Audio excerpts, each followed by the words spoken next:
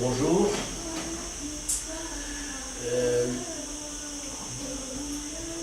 Je vais m'aventurer cette fois-ci de débattre avec vous, enfin d'essayer de vous exposer un problème que nous vivons dans l'actualité, c'est-à-dire les ferments de la crise financière que nous sommes en train de vivre de façon mondiale. Donc, donc contrairement aux autres vidéos qui ont si j'ose dire, retracé l'histoire de la Révolution, l'histoire récente de la Révolution et les tenants et les aboutissants de la Révolution, comme je l'ai vécu, personnellement, cette fois-ci je vais m'aventurer dans l'actualité. Donc, comme c'est une chaîne qui se destine à débattre des problèmes actuels et des problèmes historiques et des problèmes d'avenir, donc je vais m'aventurer dans l'actualité cette fois-ci. Alors, je vais vous lire mon avis sur la crise financière actuelle. Bien que je ne sois pas économiste, mais du point de vue psychanalytique, je vais essayer de cerner les problèmes que nous vivons. Alors, je lis. Les ferments de la crise, problème mental avant d'être financier.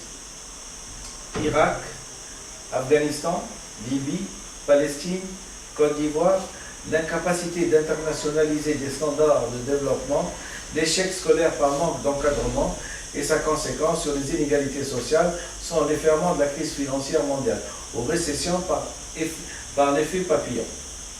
Donc, du docteur Buffy Sahar. Il existe dans le monde une mauvaise répartition des richesses, non pas naturelles, mais acquises. Les développements culturels des êtres et leur potentialité évolutive sont des tabous auxquels on ne veut pas toucher. Le résultat est que les uns vont conquérir l'avenir, les autres le passé. Certains dictateurs naïfs qui ont jalonné l'histoire des pays arabes ont été victimes de leur propre égoïsme et de leur propre naïveté. Convaincus du bon choix pour leur pays, du langage qu'ils apprennent à l'école, choix qui s'avère de nature presque délirante, ils ont littéralement plombé la jeunesse de leur pays, défiant ainsi tous les standards de développement internationalement reconnus. C'est ainsi que la jeunesse a fini par prendre conscience de cet état de fait et de se révolter. Un quart de la population mondiale est positionnée et sacrifiée pour cette conquête du passé, ce qui est à la limite criminel. Cet état de fait est le produit d'un silence sourd entre les Européens et les Africains. Ceci représente donc la genèse de toutes les révolutions arabes et cette conquête du passé est héritée par un phénomène de tradition maintenu par quelques personnes qui en tirent profit. Ironie du sort, c'est que ce sont les dirigeants qui en sont les propres acteurs de ce crime contre l'humanité. On n'y a pas touché depuis des siècles. La théorie du paradigme de l'évolution des pays arabes et des pays occidentaux a été ébranlée par la découverte chez l'être humain de l'acquis phylogénique, base de toute civilisation. La clé de ce déséquilibre qui tient au sens de la micrographie parlante ou écriture est découverte et c'est ainsi qu'a eu lieu le réveil des pays arabes, ayant pour conséquence, grâce au phénomène de globalisation de l'information, dû aux nouvelles techniques offertes par Internet, un phénomène de contagion mentale internationale, de revendication politique qui a déclenché la révolte des jeunes européens diplômés, mécontents sur leur sort du fait du manque de travail, les capitaux suite à l'hémorragie financière due au manque de travail, les capitaux ne sont plus là suite à l'hémorragie financière des guerres, ne sont plus là pour la création d'emplois. Désespérance internationale, aucun système politique n'est reconnu comme pouvant satisfaire le plus grand nombre. Le refoulement de la critique de constat, facile sur des dépenses inutiles. Le mutisme des dirigeants a parlé autour d'une table de façon franche, c'est-à-dire sans tabou, au prix de ne pas partager telle décision voulue par le grand tabou, ce qui est décrit par la fameuse expression « le langage des sourds ». Comme chaque dirigeant s'entoure de plus de plus en plus de courtisans que d'hommes rationnels, scientifiques, dont le poste politique représente pour eux une charge qu'une gloire. Ces courtisans ne prennent aucune position personnelle nette sur les problèmes mondiaux. Comme dirait Voltaire, à la cour, mon fils, l'art n'est pas de savoir parler, mais de savoir se taire. Nous en venons que tous les pays sont dirigés par des complexes, de la personne qui les dirige. Comment diriger un pays est d'abord et avant tout un savoir, une sagesse, une conception de la liberté. Cette incapacité d'avoir une opinion bien arrêtée sur les sujets vitaux qui engagent les pays a rendu l'entourage des dirigeants stérile et n'ayant aucun impact sur la politique du pays, ce qui a obligé les nations pourvoyeuses de fonds à se poser la question sur l'indépendance de certains États, sur le bien fondé de ces placements auprès des superpuissances.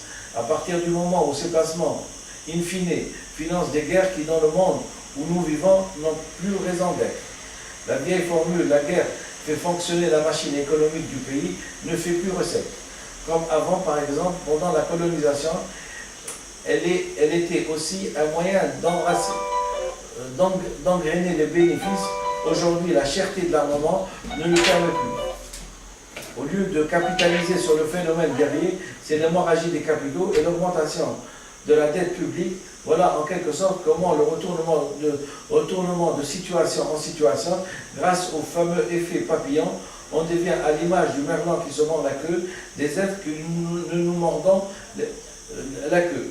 Des êtres hébétés devant la complexité du monde, devant l'incapacité de procéder et prévoir des événements, de nous organiser pour que le standard de développement soit reconnu pour le monde entier. Déchéance et décadence pointent à l'horizon, image de notre incapacité à nous concevoir sur la terre comme plusieurs et non comme citoyens d'un seul pays, aux prétentions de superpuissance guerrière. Les uns meurent de malnutrition, les autres désinvoltent dans des problèmes de suralimentation. Une usine de traitement de désalinification de l'eau de mer au large de la Somalie n'est même pas imaginée, là en bloc. Mais par acquis de conscience, on envoie des dons. Notre problème n'est pas de traiter à la base des problèmes, mais de les maintenir en vie. Vous pensez bien, devant cet état de choses, qu'on n'envisage même pas la scolarisation des Somaliens. C'est la perte de l'espoir et l'immobilisme de l'ascenseur social qui crée le mécontentement. Il serait logique que les Occidentaux ouvrent leur coopération à l'Afrique par un plan de type Marshall. Mais non, par un réflexe de répulsion, ils préfèrent se replier sur eux-mêmes, exactement comme les bateaux tunisiens qui sombrent dans les profondeurs de la Méditerranée. Ces pays sombrent sous la dette publique. Mourir plutôt que de faire de la coopération authentique du type oblatif. La coopération est axée sur les intérêts de bout de chandelle. On vient à l'aide pour mieux gagner. La dette n'est rien d'autre que le prix de l'inhumanité de certains à vouloir mener la guerre à tout le monde. L'inhumanité de ne pas montrer le seul chemin de développement qui n'est rien d'autre que la reconnaissance de certains membres par l'inconscient.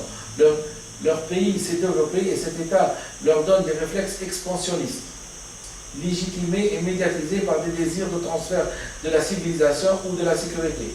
Mais l'évolution des êtres dans les pays du monde a narcisé les personnes, quel que soit leur degré de développement, de type civilisé évolué ou de type primitif et donc rudimentaire. Mais s'agissant de leur origine et des frontières reconnues par l'ONU et de toute intervention dans les limites des frontières de chacun est fatalement cher pays par les envahisseurs. Les autochtones peuvent admettre tout sauf une nouvelle colonisation. On essaye de restreindre la création d'emplois pour atteindre l'équilibre budgétaire, car désormais, chacun tire un boulet qui est le prix de la guerre, qui ne peut en aucun cas être atteint, car le bien fondé de toute intervention militaire est désormais chimérique, objet de propagande et de discours fallacieux afin de cacher l'hémorragie de devises qu'elle cause. Il n'y a pas d'investissement dans les pays occidentaux, car les marchés en pleine expansion s'ouvrent dans les pays émergents, qui sont habituellement réputés comme des eaux stagnantes. La roue de la fortune tourne, c'est aux pays émergents de se développer.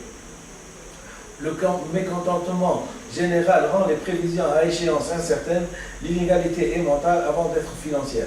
La moitié du monde est gouvernée par des êtres humains qui sont satisfaits par le simple fait d'être élus ou désignés.